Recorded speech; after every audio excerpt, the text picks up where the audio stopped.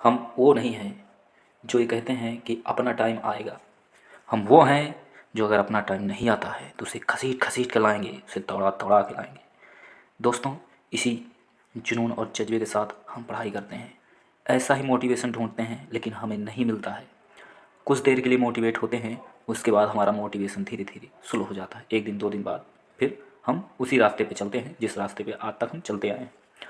2 साल से अधिक हो गया तैयारी करते, फिर भी कोई जॉब नहीं लग रही है, बार बार असफल हो रहे हैं। तो आज मैं 5 सूत्र बताने वाला हूँ जो कि मैंने अप्लाई किया। लगातार 2 एग्ज़ाम मैंने अच्छे नंबरों से पास किया, यानी कि 80+ नंबर हर एग्ज़ाम में मेरे आ रहे हैं। और ये केवल 6 महीने की लगातार तैयारी से हुआ है। यानी मैंने 6 महीने लगातार दिन रात तैयारी की। मैंने व्हाट्सअप, फेसबुक, ट्विटर हर चीज़ बंद रखा था।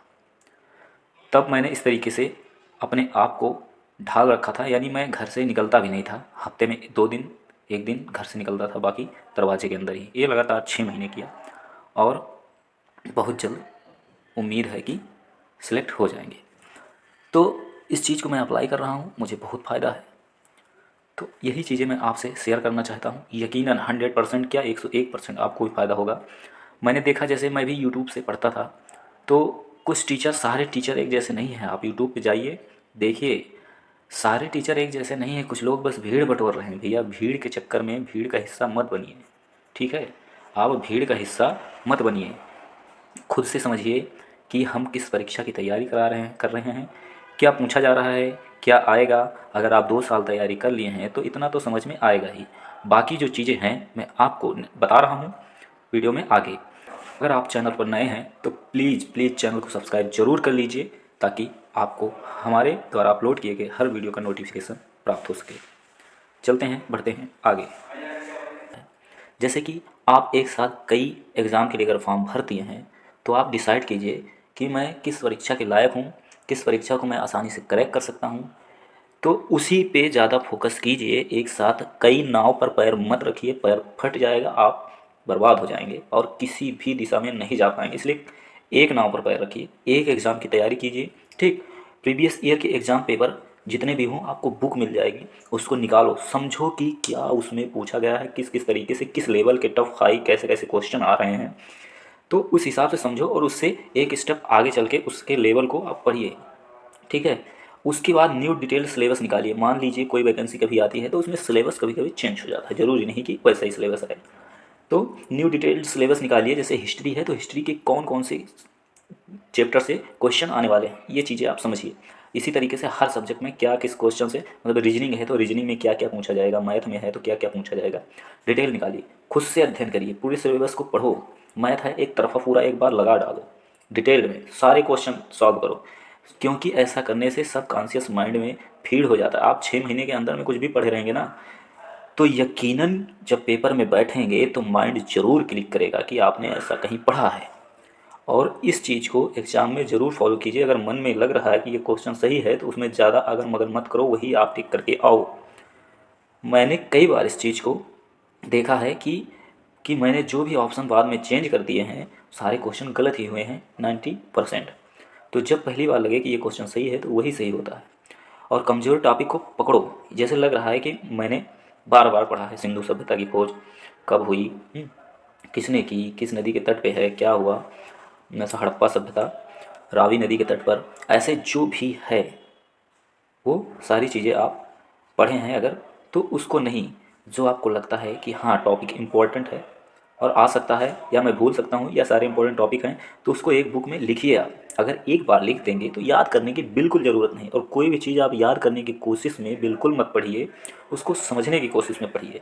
अब वो वक्त नहीं है कि आप रट्टा मार के जाएंगे और एग्ज़ाम पास कर देंगे। ये होता था आज से 5-6 साल पहले कि वन लाइनर क्वेश्चन पढ़ के हम जाते थे और छप जाता था, कोचिंग अपने अनुभवों पे लोगों को पास करवा देती थी। लेकिन ऐसा अब नहीं हो रहा है। सबसे इम्पोर्टेंट टॉपिक होता है प्रैक्टिस। कहते हैं कि अभ्यास बहुत बड़ी शक्ति रखता है। अगर आप प्रैक्टिस किए रहेंगे तो समय से पहले पेपर सॉल्व कर पाएंगे, ठीक। और आपको 120 पेपर का अनुभव होगा, या 120 करेंगे ना तभी 100% आप अटेम्प्ट कर पाएंगे। क्योंकि एग्ज़ाम में समय बहुत मायने रखता है। तो इसलिए प्रैक्टिस ज़रूर करें। दिन भर में एक प्रैक्टिस सेट ज़रूर सॉल्व करें और प्रीवियस ईयर पेपर ज़रूर सॉल्व करें। इन दोनों चीज़ों से आपका 50% तैयारी आराम से हो जाती है। बाकी 50% के लिए आपको ये करना होता है। और हर परीक्षा में 10 क्वेश्चन ऐसे आते हैं जो कोई नहीं कर पाता है, आयोग भी कंफ्यूज हो जाता है उसका आंसर की देने में। वो सारे क्वेश्चन गलत होते हैं। तो जो क्वेश्चन गलत लगे एकदम से कि हाँ ये गलत ही है, उसको बिल्कुल आप छोड़ दीजिए, जैसे कि माइनस मार्किंग हर परीक्षा में आती है। तो चलिए देखते हैं कुछ और 5 टॉपिक जो कि आपको एग्ज़ाम हॉल में फॉलो करनी है।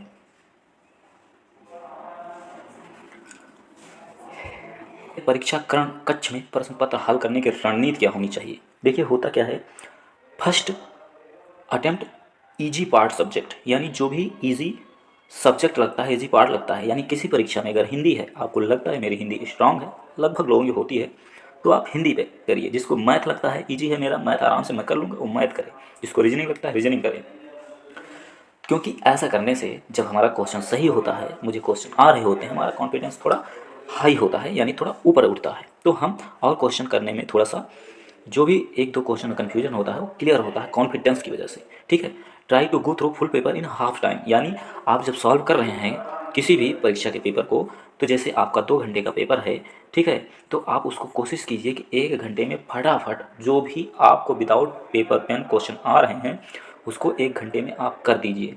हम यकीन मानते हैं कि अगर 100 क्वेश्चन है और 1 घंटे का टाइम है तो 60 क्वेश्चन आप आराम से कर पाएंगे, जिस तरीके की रणनीति से मैंने बताया अगर तैयारी की है तो। बाकी 40 क्वेश्चन आप 1 घंटे में पढ़ेंगे तो 20 क्वेश्चन 25 क्वेश्चन ही आपको 1 घंटे में करने हैं, आप समझ के आराम से कर पाएंगे।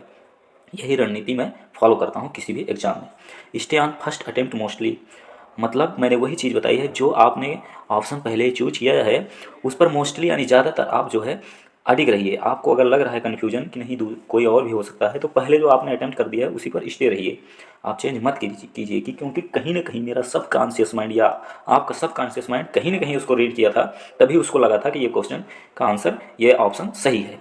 तो ज़्यादातर ऐसा होता है। आप कभी भी आप सॉल्व कीजिए मॉक टेस्ट, उसमें भी इस चीज़ को फॉलो करके देखिए। और रीड केयरफुली, पढ़ने से पहले मतलब पढ़िए क्वेश्चन को ध्यान से कि क्या पूछ रहा है। कभी कभी होता है पूछ कुछ और रहा होता है, मैथ में लगा रहे होते हैं कुछ और, 2 बार लगाते हैं 3 बार, फिर परेशान हो जाते हैं, उसके पीछे समझ आता है फिर और क्वेश्चन गलत होते हैं। यानी या कोई चीज़ पूछता है इनमें से कौन सा है या नहीं है, जैसे में हम गड़बड़ कर देते हैं, अंत में यही होता है ओहो ये तो ऐसा पूछा था मैंने, ऐसा कैसे कर दिया। इन सारी चीज़ों से बचने के लिए पेपर को केयरफुली रीड कीजिए। और सिंपल सी बात है, मार्क OMR केयरफुली, OMR को ध्यान से भरिए, क्योंकि इसमें गड़बड़ी हो गई, मान लो क्वेश्चन में गड़बड़ी हुई तो आपका एक ही क्वेश्चन गया। बहुत बड़ी चीज़ है एक क्वेश्चन, हज़ारों के पीछे कर देता है हमें एक प्रश्न। तो मार्क OMR केयरफुली ध्यान से भरिए। ठीक। और आप चाहते हैं कि आपको लगता होगा कि ऐसा मैं कितने दिन तक करूँगा, नहीं हो पाएगा। कुछ दिन बाद फिर मैं सिंपल सा वही मोबाइल चला रहा हूँ, देख रहा हूँ, नहीं हो पाता है। इसके लिए देखिए अपने माँ बाप का चेहरा, उन्होंने आपको पैदा किया था इसलिए कि आप उनको गर्व करवा सकें, समझ सकें, वो गर्व करें आपके ऊपर कि ये हमारा लड़का है। उनको लोग जाने कि ये फलाने का लड़का है, इसीलिए नहीं ये फलाने के पिताजी हैं, इस तरीके से लोग उनको जाने। कितना मेहनत करते हैं, कितना सोचते हैं लोग आपके लिए, इतना पढ़ाए हैं और आपको मानव जीवन मिला है। इसलिए आप सोचिए जब आप 50 साल के हो जाएंगे, आपके बच्चे पूछेंगे कि आपने क्या किया जीवन में, तब तो बहुत सारे चांसेस थे।